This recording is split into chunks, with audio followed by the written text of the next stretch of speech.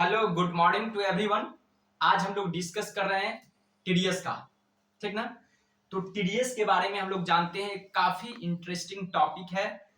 क्योंकि टीडीएस जानना each and every person के लिए काफी कंपलसरी है, चाहे वो कंपटीशन का प्रिपरेशन कर रहे हैं या नॉन कॉम्पिटिटिव पर्सन है उनके लिए, और ये ईच एंड एवरी कंपटीशन में भी काफी रिलेवेंट है। तो देखेंगे, सबसे पहले हम लोग समझेंगे टीडीएस है क्या, उसके बाद टीडीएस सर्टिफिकेट पे हम लोग डिस्कशन करेंगे। तो टीडीएस का मतलब होता है कि जब कोई पर्सन या कोई कंपनी जब अपने आयों का भुगतान करता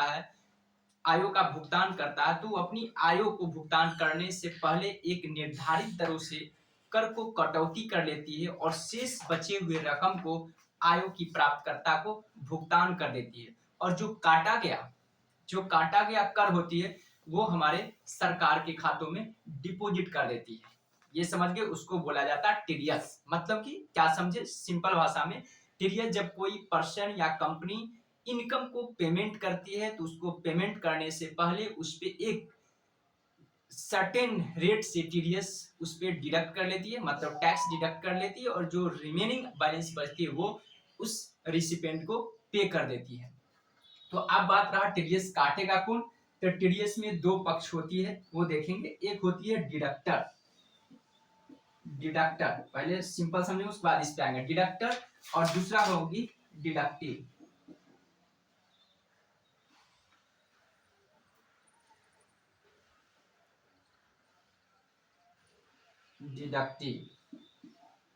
ठीक है।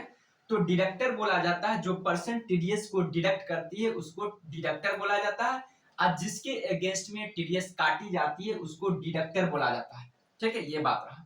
अब होती है टीडीएस दो बेसिस पे कटती है।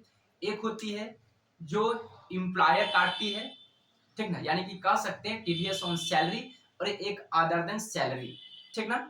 उसी को एम्प्लॉय के केस में बोला जाता है कि टीडीएस जो काटा जाता है टीडीएस ऑन एम्प्लॉय और टीडीएस ऑन नॉन एम्प्लॉय, ठीक है। या उसी को बोल सकता हूं मैं टीडीएस ऑन सैलरी और टीडीएस ऑन नॉन सैलरी। इसका सेंस ये होता है कि एक तो टीडीएस वो होती है जो पर्सन सैलरी पर्सन होती है, जो सैलरी जिसको रिसिपेंट होती है तो उसके अगेंस्ट में एम्प्लॉयर काटती है।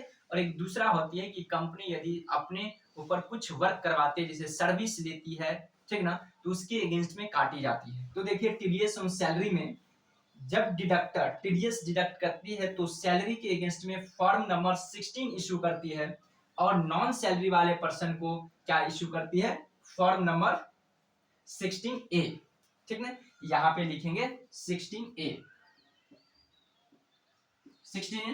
अब इसमें देखेंगे दो बातें होती है, एक नॉर्मल केसेज और एक स्पेशल केसेज होती है। 16A क्या समझे, जो नॉन सैलरी पे टीडीएस जब लगती है तो उसको इश्यू की जाती है 16A फॉर्म नंबर, ठीक ना। तो इसमें दो प्रकार के होते हैं, एक नॉर्मल केस होगा तो फॉर्म 16A होती है, और स्पेशल केसेस में जब यदि आप सेल ऑफ प्रॉपर्टी कर रहे हैं तो फॉर्म नंबर 16B इशू होगी।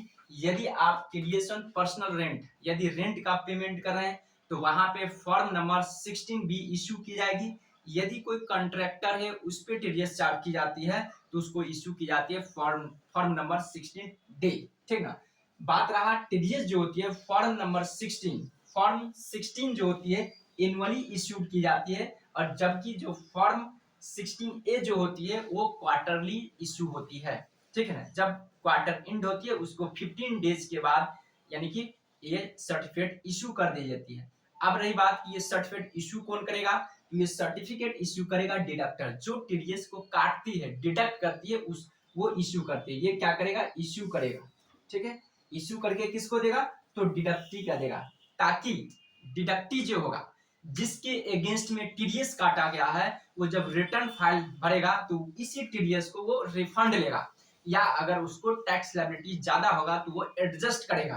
तो उसी के लिए क्या किया जाता है, इश्यू की जाती है, और डिडक्टी उसको प्रूफ के रूप में रखती है। जब आईटीआर फाइल करती है, इनकम टैक्स रिटर्न फाइल, उस समय वो यूजेज करती है। तो आई होप कि आप लोग यहाँ तक मेरी बातों को समझ गए होंगे कि टीडीएस सर्टिफिकेट क्या है, जिसमें फॉर्म नंबर 16 होती है, एक 16A होती है इसके अगेंस्ट में, और 16B होती है, C होती है, D, इसके बारे में आप लोग समझ गए। नेक्स्ट क्लास में हम लोग टीडीएस के बारे में जानेंगे कि कैसे उसको ऑनलाइन रिटर्न फाइल की जाती है।